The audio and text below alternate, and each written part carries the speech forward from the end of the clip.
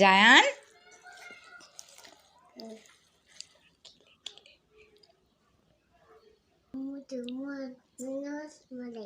আবার বলো, আবার এটা রসমালাই।